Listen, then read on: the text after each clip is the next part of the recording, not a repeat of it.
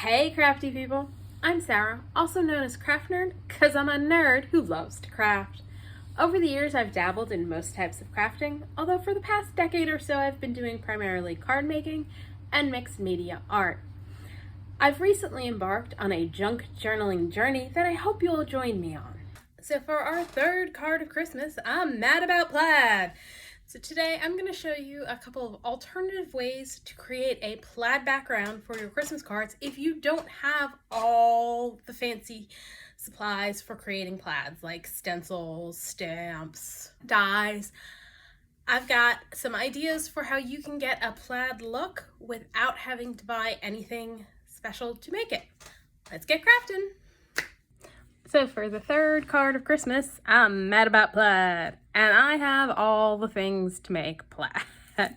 So this is made using the Holtz Sizzix die, and it's 666068. It came out last year, and it's layered plaid, and it die cuts out these lovely pieces, and you just layer them up to create your plaid. These guys were created using my favorite Lawn Fawn stencil, which is the plaid stencil. So you can do tone on tone or mix your red and your green to get lovely plaid. And then these were made using the new Holtz stamp. It's Tickin and Grain. Let me grab it. It's a Tickin and Grain CMS 475, and I think I combined, I feel like this one was done using this stamp. This one was done doing this stamp, and then this one was a combination of the two stamps. So you have a variety of ways to create plaid with those stamps. And so my original plan was to just use those various tools to create plaid and do a card for the third card of Christmas. And then I thought about it for a second and I realized, well, not everybody has all the things for making plaid. So let's come up with some alternative ways you can create a plaid-like effect if you don't have all the tools for making the plaid. So for our first one, I'm gonna grab a piece of white cardstock that is cut down to 5.5 by 4 1/4 because that is my preferred card base size.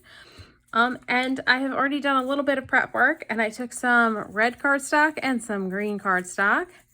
And of course, you could do this in whatever colors you like. Probably should do some blues since I usually do at least a few that are more wintry colors than Christmas colors, but we're gonna go with this for this one. And what I did was I cut down strips of paper into 1/4 inch strips and 1/2 inch strips. And we are just going to create a plaid pattern on our piece of paper using strips of paper. So this is a substitute for if you don't have the wonderful Holtz die, and granted it's not going to be exactly the same, obviously, because yeah, I wasn't cutting strips of paper that thin to do this, but it's just to give you some ideas of ways you can create plaid backgrounds if you don't in fact have all of the plaid products out there.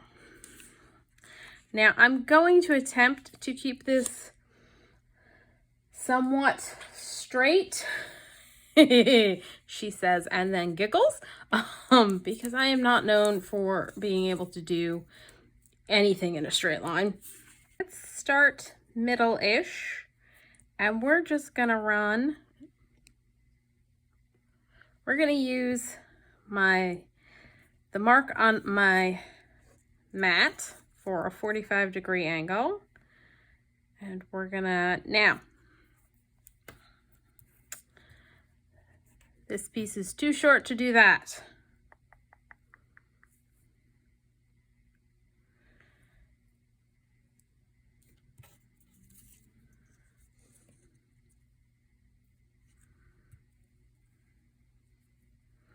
All right, so we're going to make up our own angles since my pieces aren't long enough to use the angles on my mat. But we're gonna try and be even in our spacing between them. So I'm just gonna start with this as my probably longest straight piece, and I'm just gonna add glue and stick it down. And you know what, I grabbed my art glitter glue, but I think I'm gonna switch this for my Barely Art because that gives a little bit more wiggle time this way if I need to adjust my placement. I'm just gonna add glue. There we go.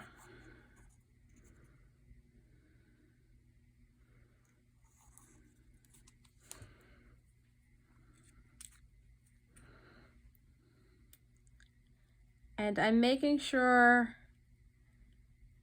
my top corner of this piece of paper is at the top of the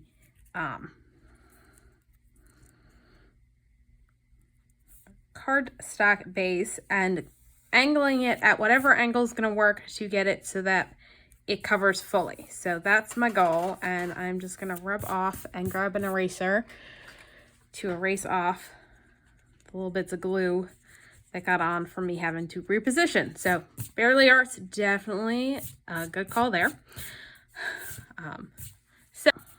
Okay, so for our next one, I want to try and keep my placement even, and I'm going to put about 1/4 inch between my first one and my second one. And I like this ruler because it's got the clear lines and it's got markings for 1/4 inch going this way across the ruler as well as down, you know, measuring normal with a ruler. So I can use that to help me line up and keep my pattern straight.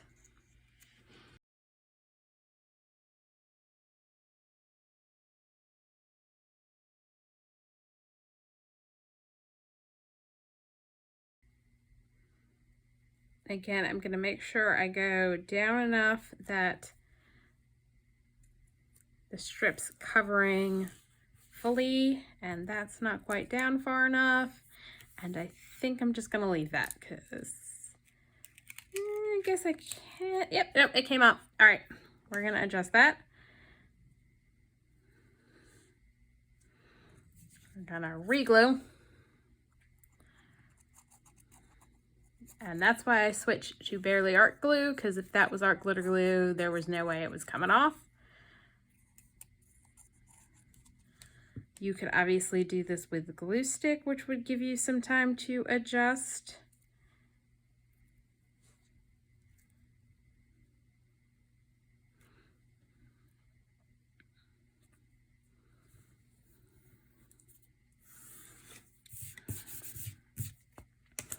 And I think for this one, maybe do a space of 1/2 inch.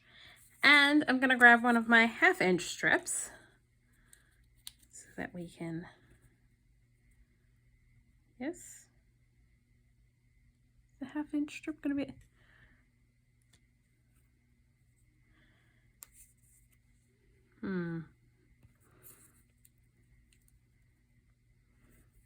will work there.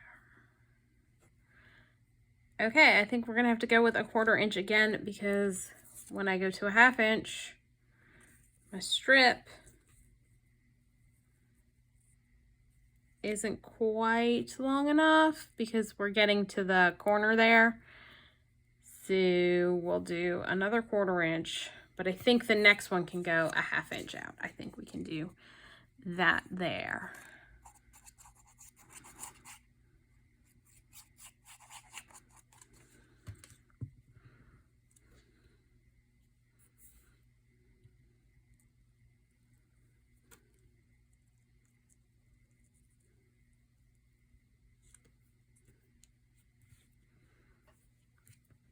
I tested everybody out to make sure that they were going to work. Did I not do?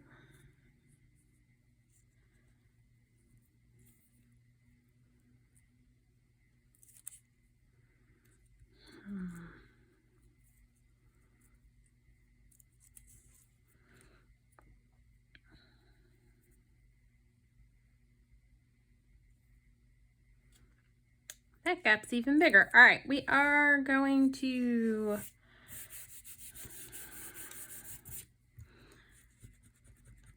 take a second and figure out what we're doing.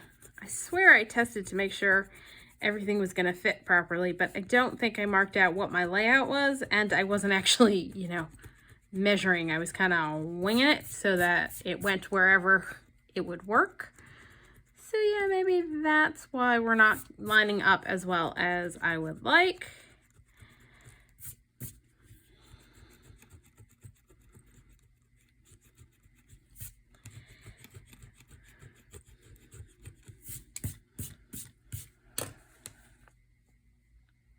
All right, do that.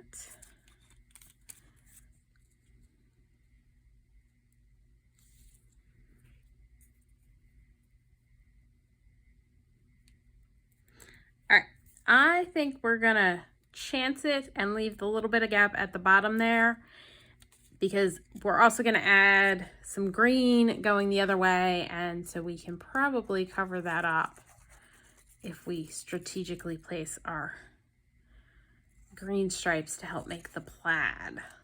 So that's what we're gonna do.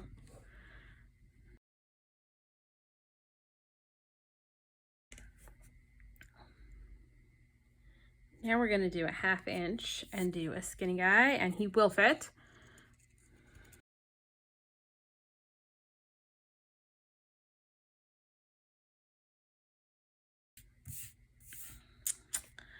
I definitely think I want to do a 1/2 inch going down this way.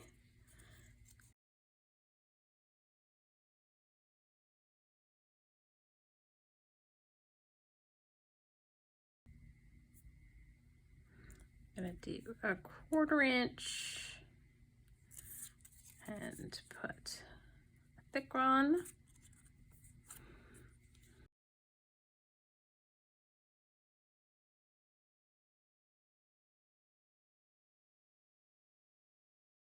And we'll do the same thing down here.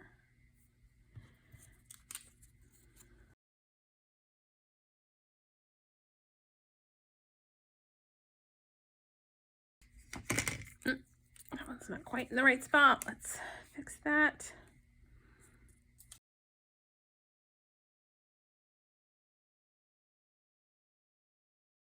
And then let's do a 1/4 inch up here.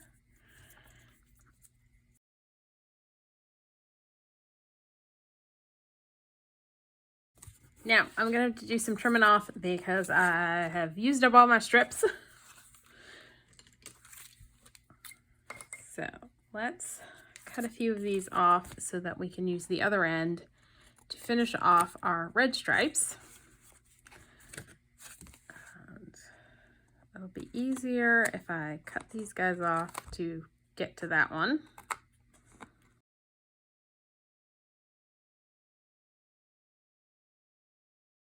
All right, so we've got those guys, which will hopefully enable us to finish this.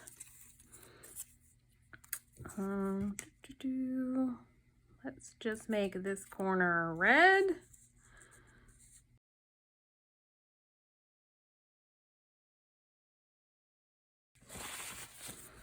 And then come down here and do a skinny stripe.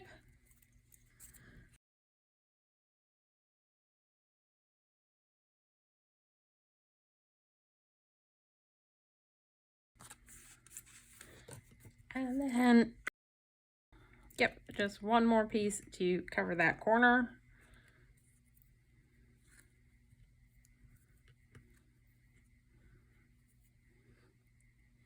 And I think I'm just going to use that piece.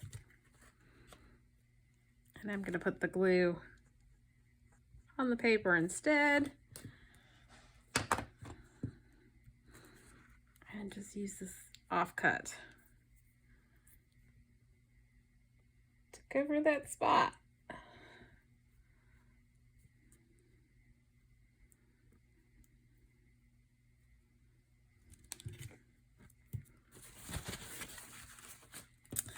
And again, let's trim off our excess.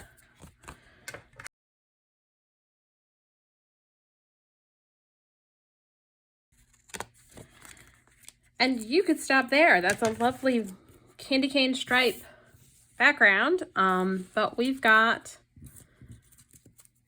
greens to add, and I'm trying to decide. Yeah, we're gonna angle our greens as well. All right, so we're just gonna go in the opposite direction with our green. I think we're gonna start that one right there. So I'm just gonna put my ruler down so that I remember where I'm sticking it.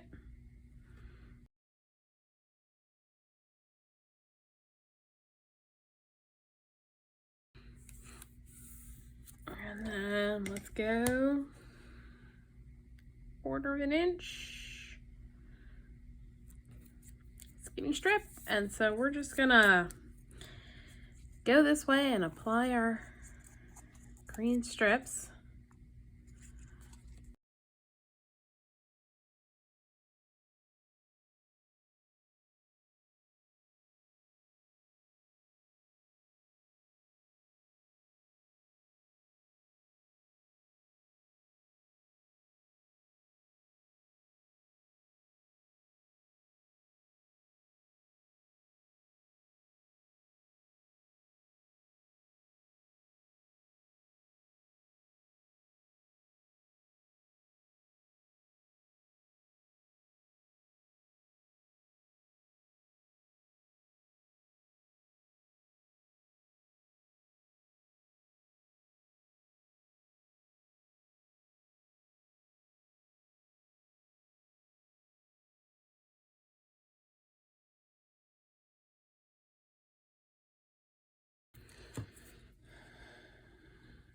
And I was just trying to figure out the best way of laying this out so that we could cover up that spot that we didn't get on there. And I know we've got like random corners sticking out, but I think I'm gonna go back in with maybe a darker green or darker red cardstock and do a frame around it, just to give it a more finished off look along the edges.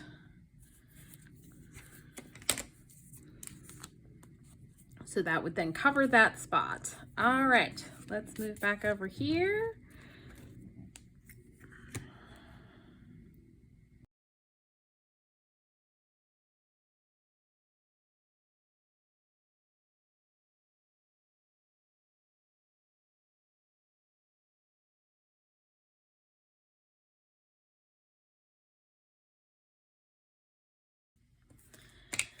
All right, we're gonna trim off some of our excess because we are out of strips.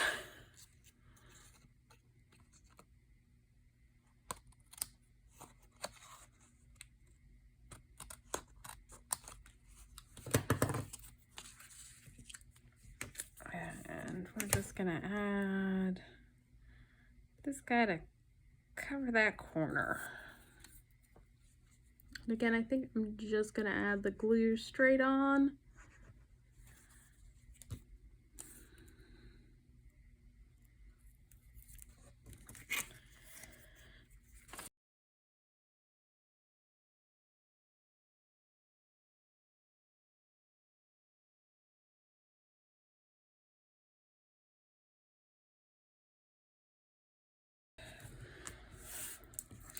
So there's our plaid background, and I think I'm gonna pause the camera and cut out strips to go along the edge, because I think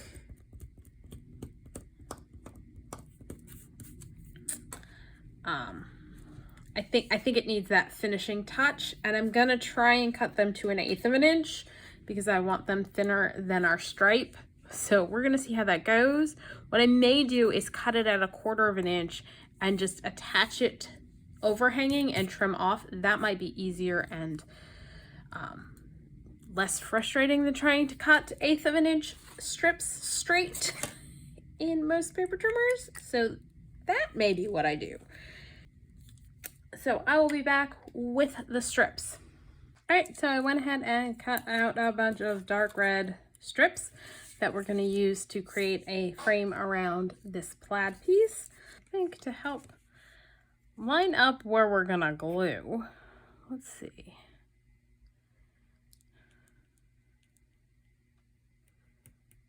Yes. No.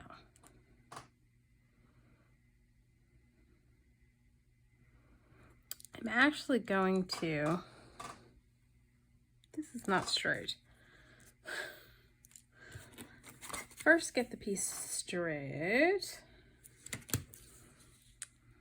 Then put our ruler up there.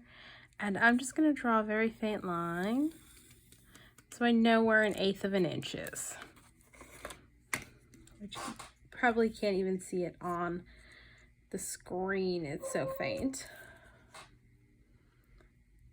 But it will let me hopefully put these strips on straight, she says, and tries not to giggle to herself over the idea of getting them on straight.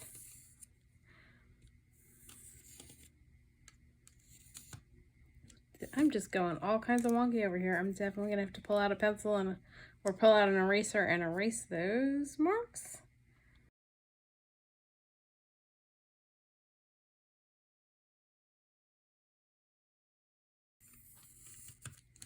And the reason I did the lines is because I cut these at a 1/4 inch thick because I knew that would be easier than trying to cut 1/8 of an inch. So we are going to use our glitter glue because it gives us more wiggle time. We're going to apply our glue on here.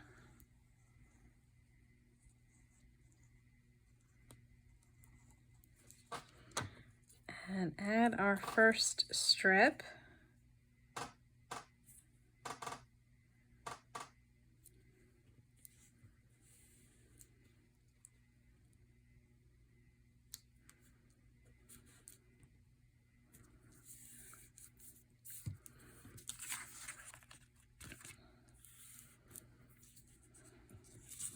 We're going to add the bottom strip.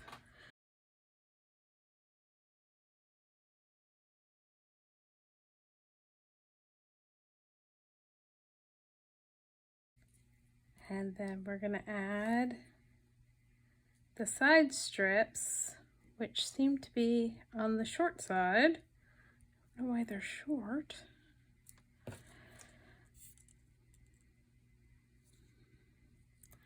But they are. I'm going to recut those. All right, I realized as I was going to recut that the reason why they are showing up short is because our strips along the bottom are longer than the piece. And so have extended that. So we're going to trim that off and bring our original pieces back, and they should be the right size.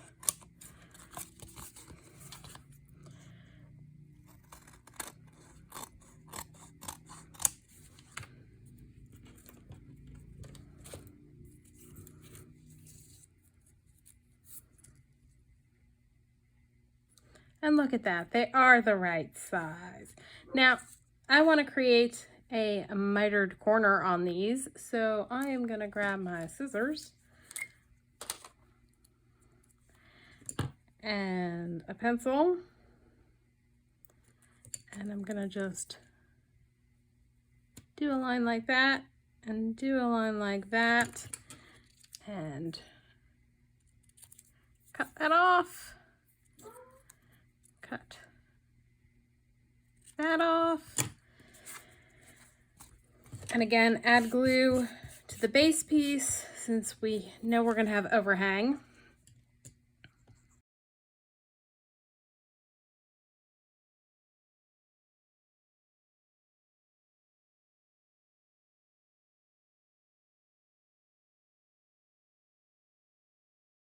And do the same thing over here.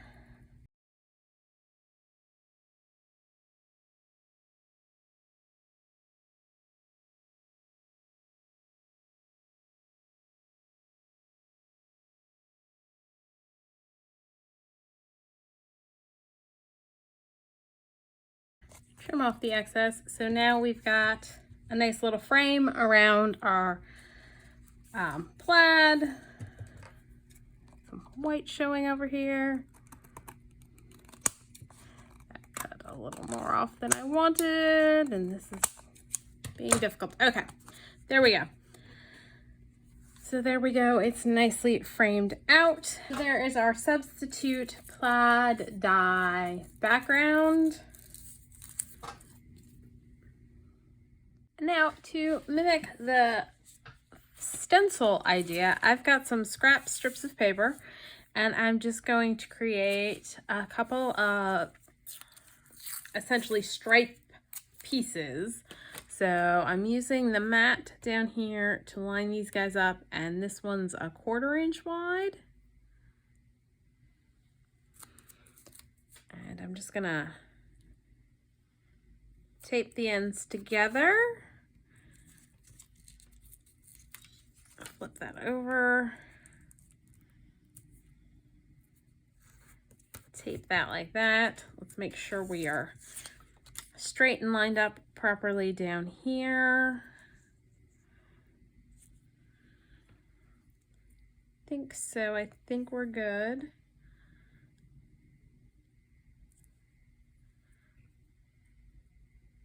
We're going a little wonky. Let's straighten that up, and then we're going to tape this end together.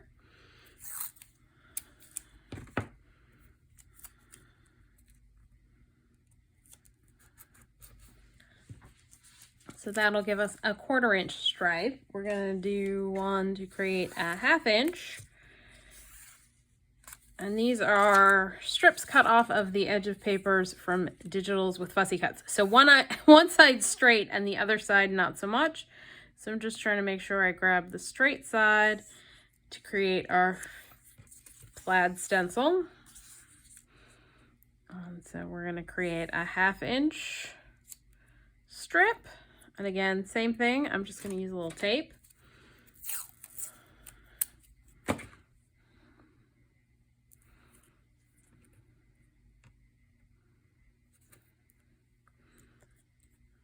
To line them up.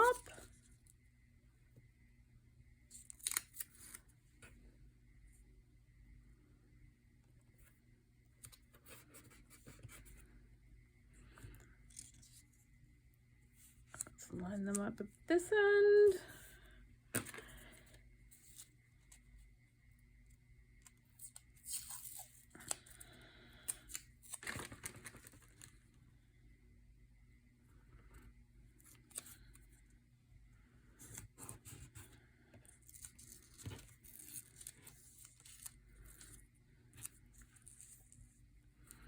Now this is obviously not going to be a last forever kind of stencil. It's probably a one and done kind of project. But I just wanted to show you some ways you can get similar effects if you don't have all of the fancy tools. So we're gonna do pretty much the same thing we did with our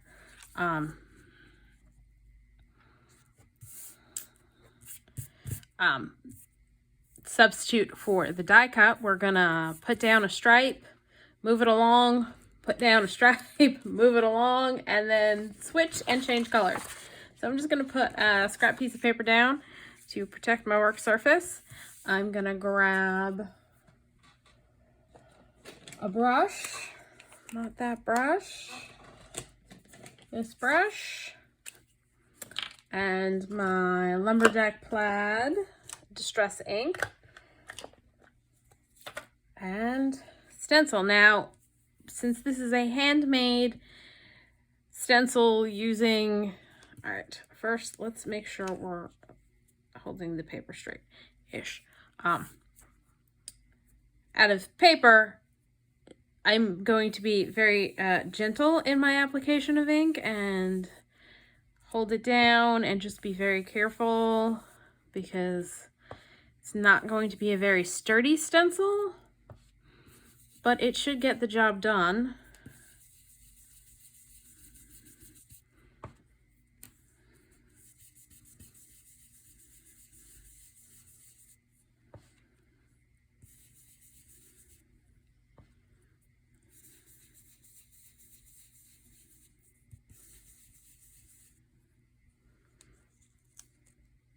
So there we've got our first stripe, and definitely need to be careful that I don't go over my edges when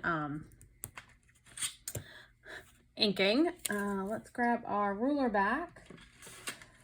Just because if I don't use a ruler, this is going to go horribly out of straight, like it's just going to end up being horribly wonky.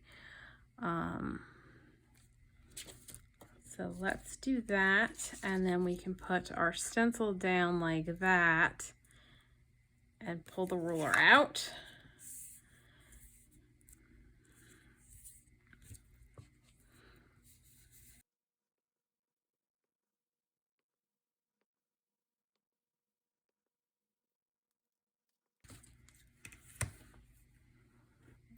Do 1/2 inch this time and pull our 1/2 inch stripe over. Give that one a go.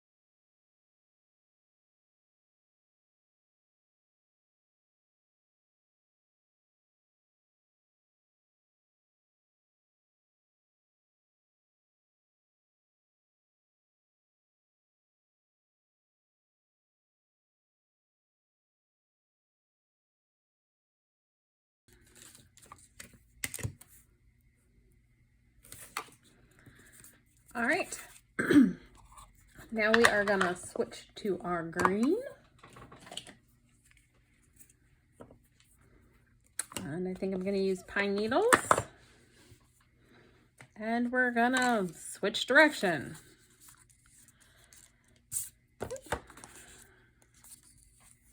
And I think for this one, we're gonna start with the thick one and make sure we get this corner.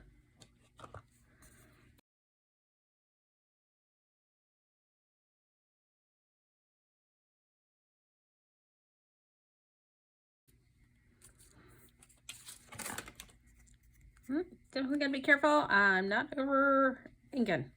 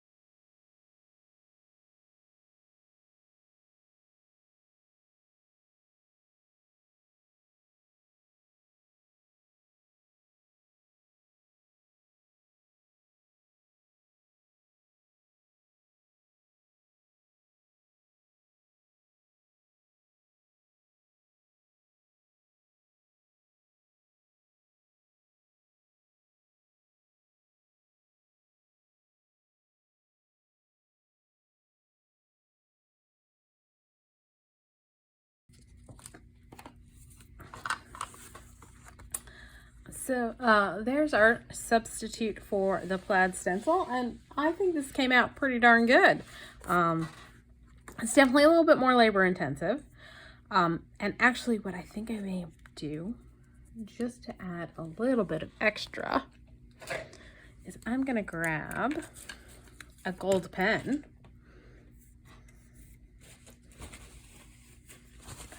and to keep my lines straight, since I spent all this time working on straight lines, we're just gonna go down the middle of our thicker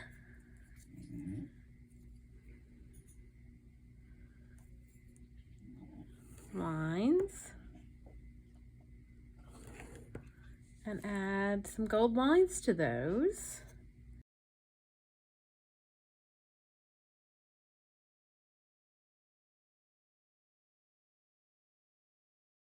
And do it on the red ones as well.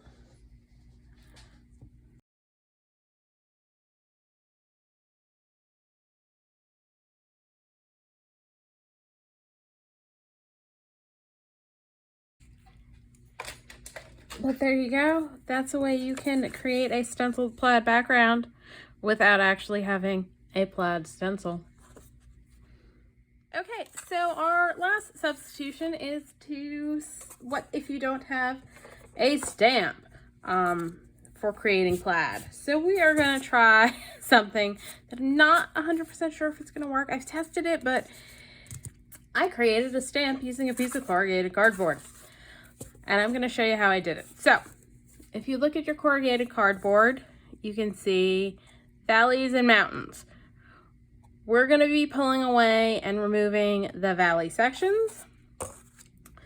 So, but I don't want to just pull all of it off because I want to have some variation in my thickness of my lines that I'm going to stamp. And to get the double thick ones, it's actually 2 pieces. So you've got to be careful not to rip off all of the top layer if you want to have a double thickness section.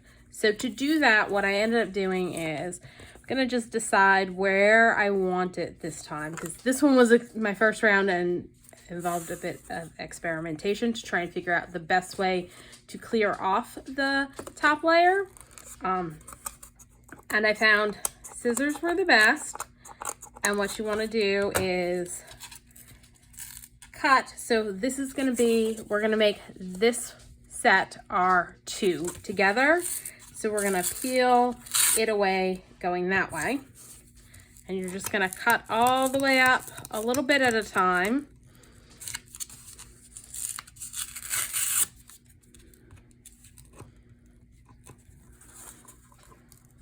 I don't know why that does not want to cut. Okay. Something wonky. So that's something to keep in mind with the corrugated cardboard. Sometimes it goes like weird, and so, but that's okay because we can work around it.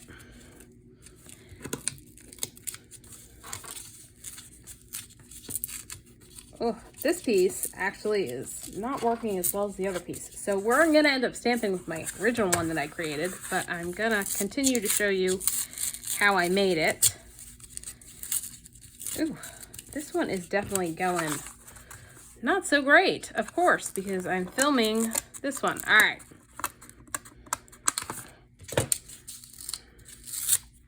So that's okay because I don't want all of the peaks either. I want to have some bigger sections that are valleys. So for, as I don't know how well you can tell, I flattened out 2 rows of peaks so we can just flatten these guys out, since we ended up mangling part of them because the corrugation sometimes goes a little funky. Now I'm just gonna use scissors to try and get this line as straight as possible.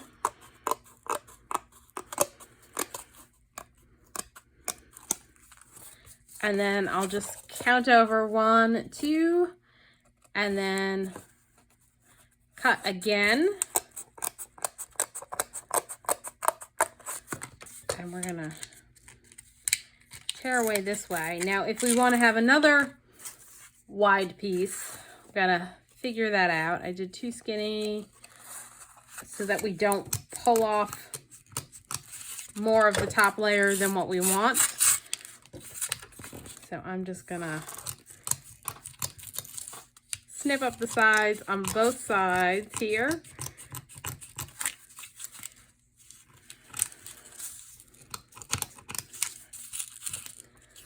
And I found like pulling up the backing a little bit of it at a time instead of trying to cut fully up the side worked a bit better.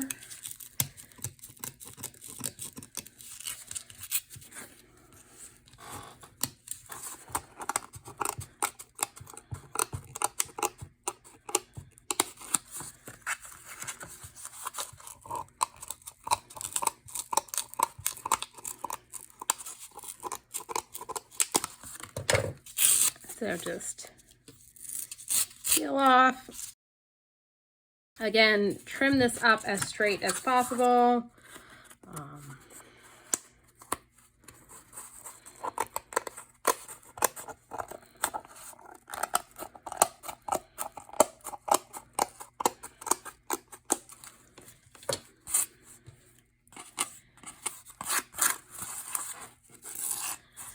And then for these pieces, I kind of went back in and just cleaned them up as best I could so that they weren't so fuzzy. So that's the basic idea for how I created this piece. And I did go back and cover all of my peaks with white gesso so that it made the paper a little less porous. Now, I will admit, I kind of got this idea from I've seen both Gail Agostinelli and Carrie the Crafter use just a piece of corrugated cardboard that they pulled the top piece off just to make marks. I know Gail uses it to create lines for journaling on pieces of ephemera for her journals, and Carrie the Crafter usually uses it just to make lines on jelly printing that he does. So what we're going to do now is bring over a piece of paper, try inking this up, and stamping with it. Now, I will warn you, it's not going to be a crisp, clean, precise stamp. That's not what you're going to get by creating a stamp with corrugated cardboard. It's definitely going to be, you know, a little less perfect than a stamp would be. So we're just going to give this a try, and I'm going to add some Lumberjack Plaid to the stamp. Probably shouldn't do it on the piece that we're going to stamp on.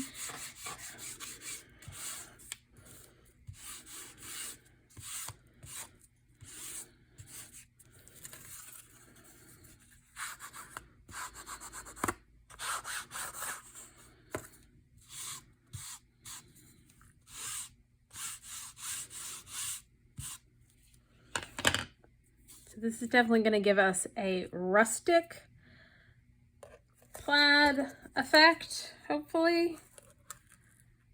And why is this not the right size for this?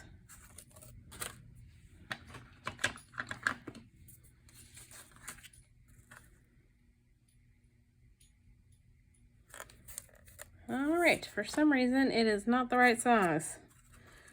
We're just going to go with it.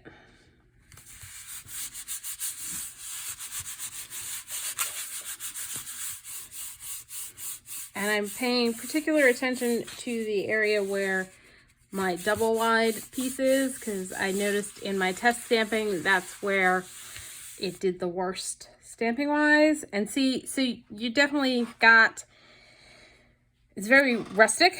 I'm kind of wondering if it would stamp better if I spritzed it a little, because this is Distress ink. Let's try grabbing a piece of paper and testing that theory out.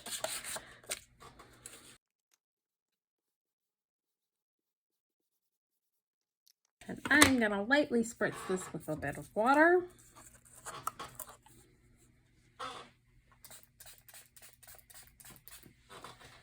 not want to get the water all over my desk and such, so I did that off to the side. We're gonna see what happens when we stamp doing it that way.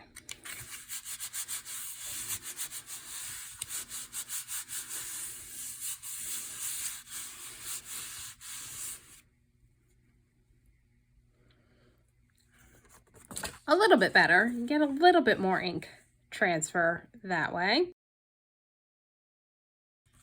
So let's go ahead and let's keep this one tone on tone.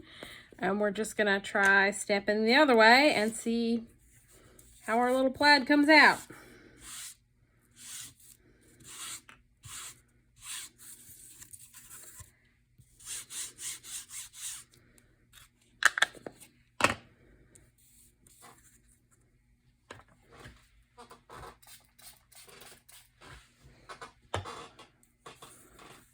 Turn it that way and keep it this way.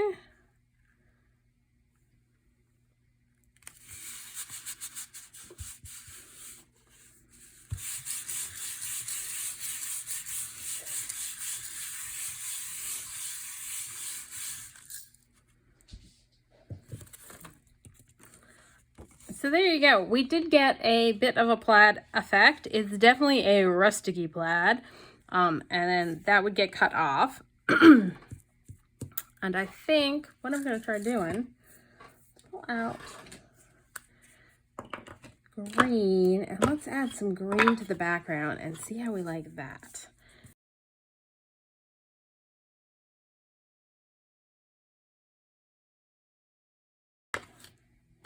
And honestly, let's keep embracing the rusticness of this, and we're gonna spritz it with a few drops of water and leave it sit for a sec so it can reactivate the ink, since we are using distress inks.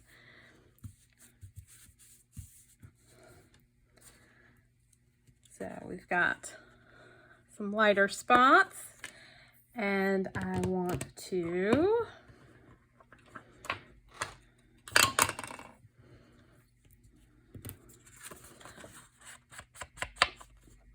get a goodly amount of brown on my edges.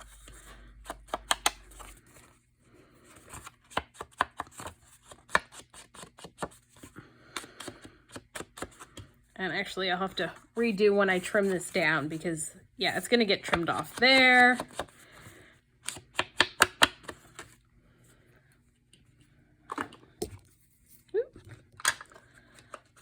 So we did achieve a bit of a plaid look. It's not the best plaid. I left this in the video to show you that sometimes the ideas you have envisioned in your head don't always turn out exactly as anticipated, but it's just paper.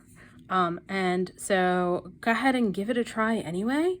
And you never know what you're going to end up getting. You might love it. And I don't hate it. It's just not exactly what I had in my mind as what would happen when I did this. But I'm definitely going to save this and use it for something else. I do have another idea for how you can create plaid if you don't actually have a plaid stamp. And I was testing it out earlier and was being a little sloppy with it. But basically it's taking any straight-ish stamp you have. So this is from the Tim Holtz Stampers Anonymous. I think the set's Coorespodence. I'll leave the number down below. But it's like the little like barcode you find at the bottom of the mail. And I just stamped it, and in a couple spots stamped it doubled up to create a grid pattern. And I went looking through my stamps and I decided let's give this guy a try, which is from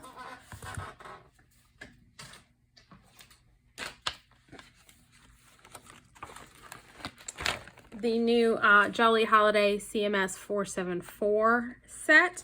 And actually you could use like a Jolly Good Christmas would be one that you could use. Manufacturing Confectioners, just these are from my Holiday Stampers Anonymous. If you've got a Merry Christmas that's really straight, you could try this technique using it.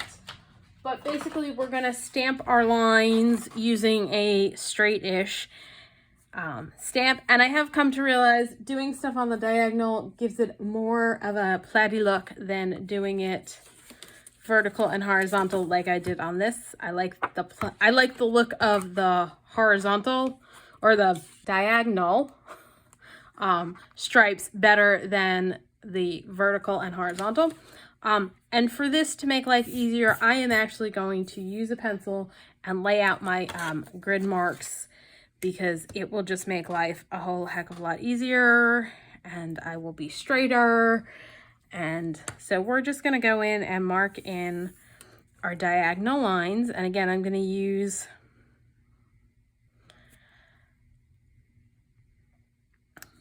the lines on my ruler to space them out. I think a 1/2 inch and a 3/4 inch because of the width of this. I think if I try and do it a 1/4 inch, they're just going to be too close together.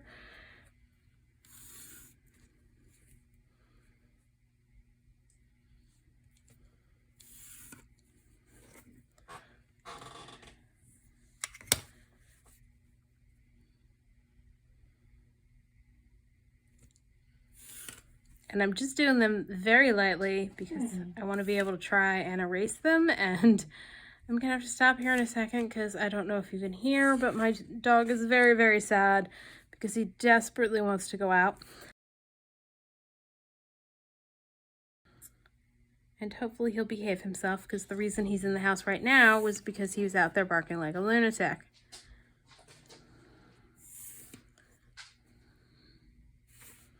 Uh-oh, I think I did that one wrong. Yes, I did.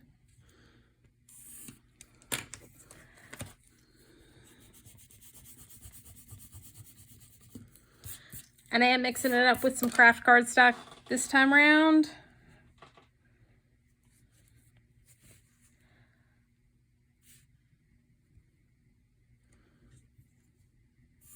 All right, let me go let a dog out and then we will get back to stamping this. All right, so I am back. We are gonna stamp and hopefully I'll be able to see my pencil marks. And I'm gonna start with red, and I don't know why I always go and grab the red first for these plaids. And maybe we'll make this one a tone on tone and just stick with red. And then I'm just gonna use my pencil marks and do my best to line up the stamp.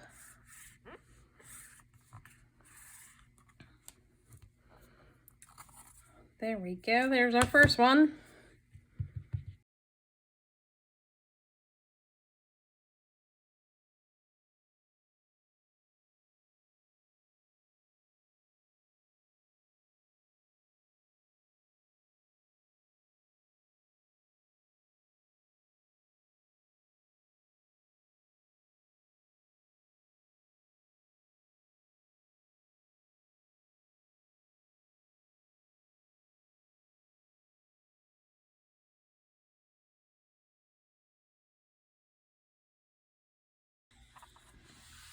So there's our first set of stripes. So let's go back and go the opposite direction. I'm just gonna, let's see, let's make sure we pick an angle for this first one that'll actually work. All right, yep, that'll work.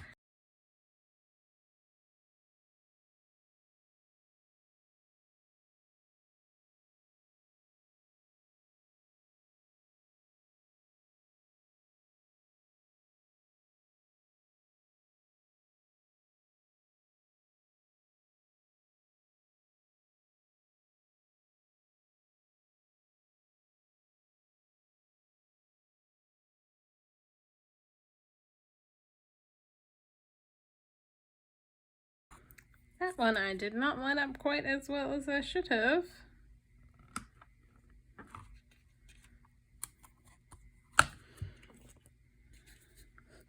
kind of went a little off my line.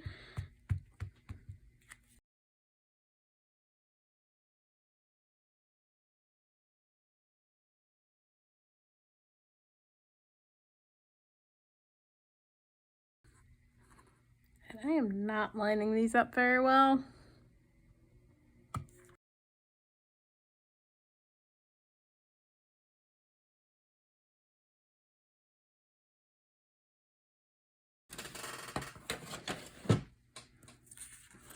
So there you go. There's a way to get a plaid-like effect. If you don't have a plaid stamp, just using whatever straight stamp you have in your stash to create your lines, and then just vary the spacing between everybody, and you'll get a plaid-like effect. Now we are going to take one of our substitute plaid backgrounds and turn it into a full-on card, but I need to have a bit of a think. So I'll be back. So this is what we're gonna do for our plaid background finished card. I picked up, I think it's A Timeless Christmas, and Coffee dyed it, and one of the stories in it is the life and adventures of Santa Claus. So I pulled that book page out to go behind our Santa Claus. This image is it's the Santa from the Vintage Holidays CMS 423. And I used my Tombow markers to ink it because that lets me ink individual spots, and then I stamped with my Misty and fussy cut it out. I am going to ink my edges on it as well as the edges of the book page so that they stand out a little better.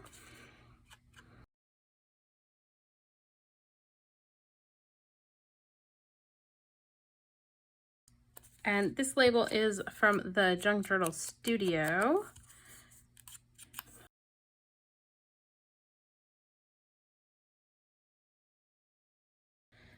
Okay, so let's figure out where we need to put Santa so he's standing on the card, and then we will put our label down first.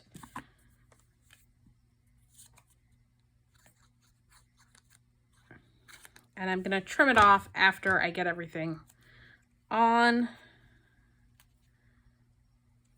So we're going to do that so he has something to stand on. And he's going to stand there. And the book page is going to go behind him just so that he stands out a little better against the plaid. I think I ripped it down a little bit too much.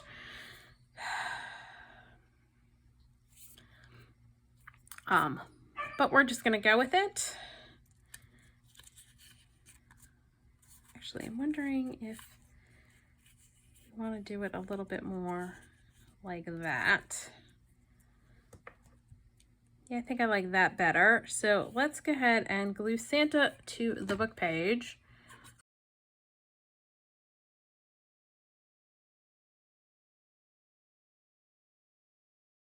And then we can glue this whole piece to the card front.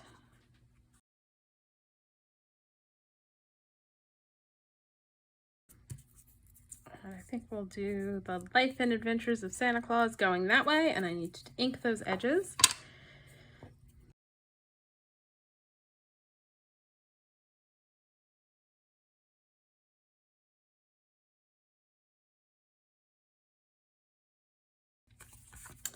And I feel like I need to ink the edges on the card base too, and let's trim the rest of that label off.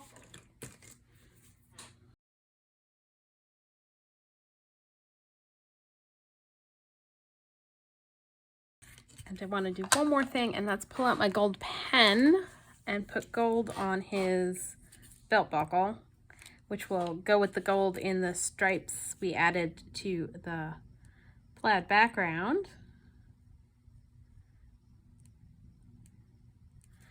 And I will eventually add this to a card base. I just don't have any cut right now.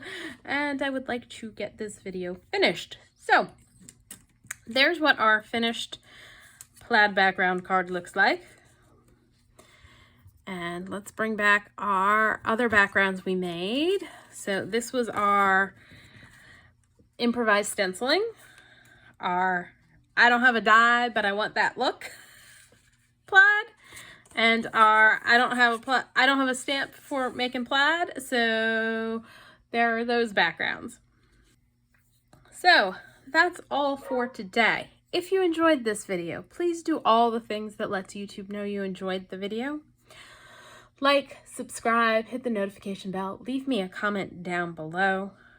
Thanks for joining me, and happy crafting.